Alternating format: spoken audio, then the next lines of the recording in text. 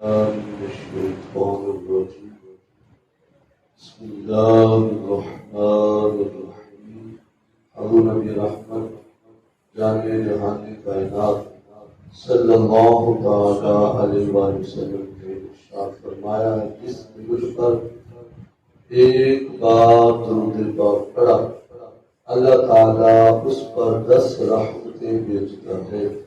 صلاۃ والسلام علیک یا رسول اللہ، صلاۃ والسلام علیک یا حبیب اللہ، صلاۃ والسلام علیک یا سیدی یا خاتم النبیین وعلی آلک واصحابک یا سیدی یا نور اللہ۔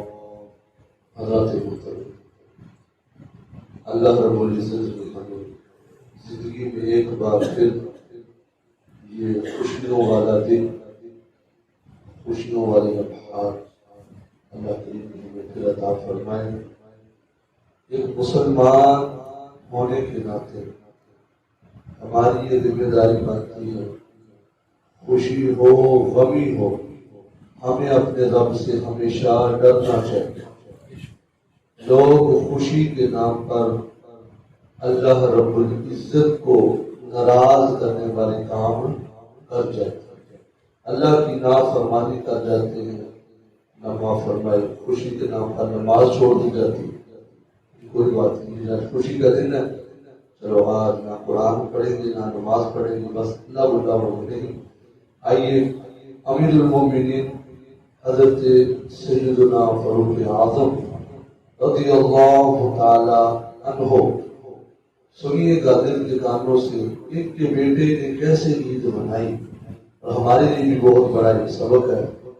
عید کا دن تھا تو آپ کے بیٹے نے پرانے کپڑے پہنے ہوئے تھے، یعنی عید کے دن ہر بندے کی یہ خواہش ہوتی ہے، باپ ہے وہ بھی نئے کپڑے پہنتا ہے، والدہ ہے وہ بھی نئے کپڑے پہنتی ہے، بچے بھی نئے کپڑے پہنتے ہیں، ہر بندے کی کوشش ہوتی ہے، ماڑے سے ماڑا بندہ بھی ہونا اس کی بھی کوشش ہوتی ہے کہ آج عید کا دن ہے تو میں نئے کپڑے پہنوں۔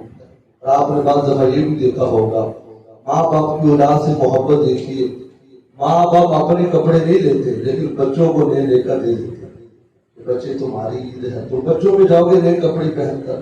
تو ایسے ہی عید کا دن تھا تو سیدنا فاروق اعظم وقت کے امیر ہیں اور آپ کے شہزادے کے کپڑے پرانے سے کپڑے پہنے ہوئے۔ جب باپ اپنی اولاد کو دیکھتا ہے، ظاہری بات ہے، تو سیدنا فاروق اعظم نے دیکھا کہ آج عید کا دن ہے اور میرے بیٹے نے پرانے سے کپڑے پہنے ہوئے ہیں، تو سیدنا فاروق اعظم رو پڑے، آنکھوں میں آنسو آ گئے۔ ایسی بندہ اپنی اولاد کی تربیت یارو کرے کہ پھر بیٹا بھی آگے سے سہارا بنتا ہے۔ اب باپ بیٹے کو دیکھ کر رو رہا ہے۔ جب سیدنا فاروق اعظم رو رہے تھے تو آپ کے بیٹے نے کہا، ابا جان آپ کے رونے کی وجہ کیا ہے؟ آج تو عید کا دن ہے، ہر بندہ مسکرا رہا ہے، مسکرا کر چاہیے آپ کے چہرے پر، آپ نے میرے کپڑوں کو دیکھا اور دیکھ کر رونے کی وجہ کیا ہے؟ اللہ اکبر۔ تو سیدنا فاروق اعظم نے فرمایا، بیٹا میرے لال مجھے خطرہ ہے، آج عید کے دن جب لڑکے دوسرے نئے کپڑے پہنیں گے تو جب تجھے دیکھیں گے کہ وقت کے امیر کا بیٹا ہے اور پرانے سے کپڑے پہنے ہوئے ہیں تو بیٹا تیرا دل ٹوٹ جائے گا۔ جب تیرے دوست کہیں گے یا تو نے عید کے دن بھی پرانے کپڑے پہنے تو بیٹا تیرا دل ٹوٹ جائے گا۔ اللہ اکبر اللہ اکبر۔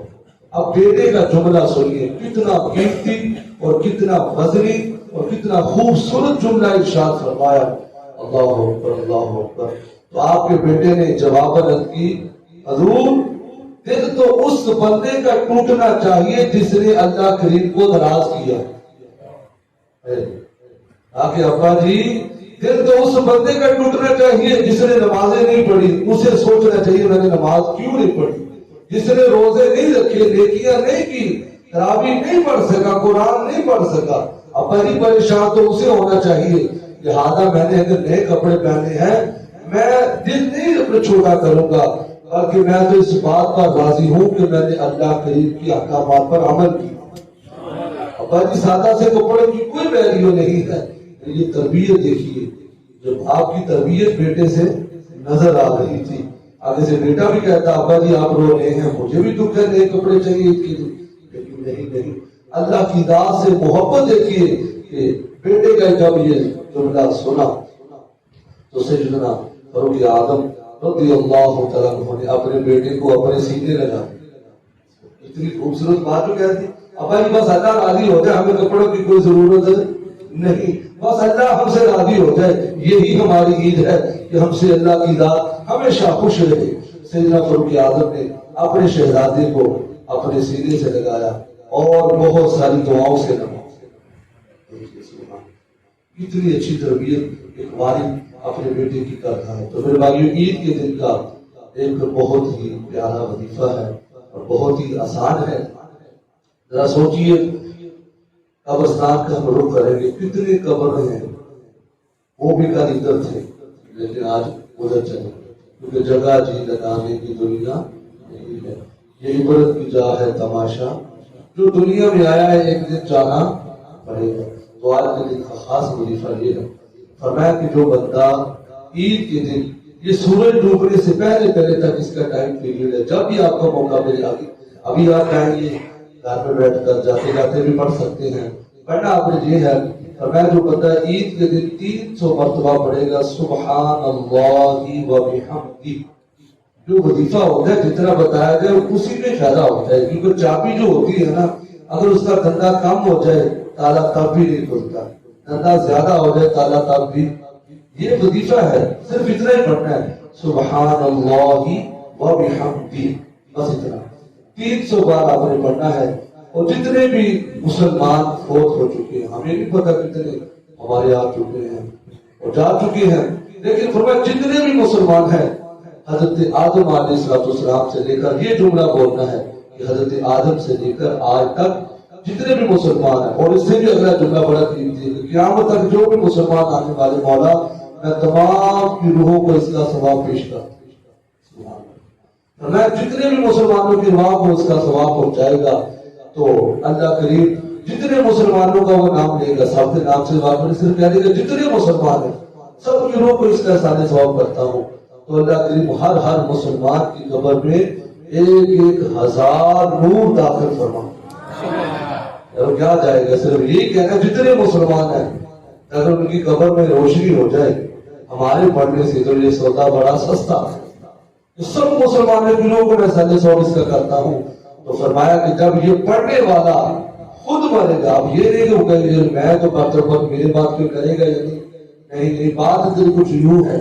فرمایا کہ جو سرکار کی امت کی روح کو احسان ثواب کرتا رہا، لیکن جب یہ خود مرے گا، کوئی پڑھے یا نہ پڑھے لیکن یہ پڑھتا رہا تھا، اللہ کریم اس کی قبر میں خود بخود 1,000 نور داخل فرما.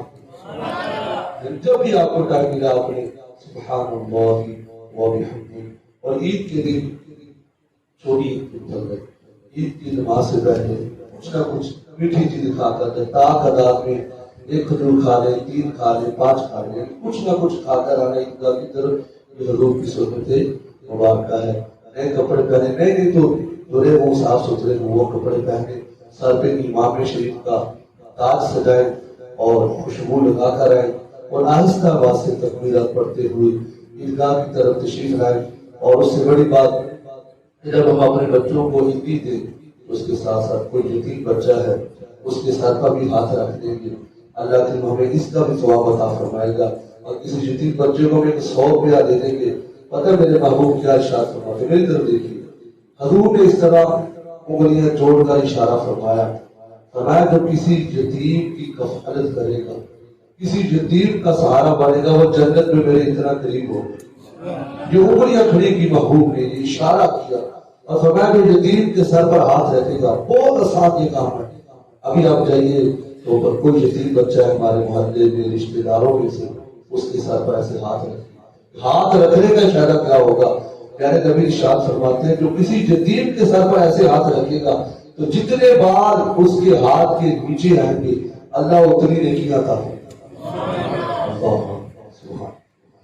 اللہ تعالیٰ ہمیں خوشیوں والے لمحات میں یتیموں غریبوں اور بے سہاروں کا سہارا بننے کے اللہ نے توفیق عطا فرمائے۔ صلاۃ و سلام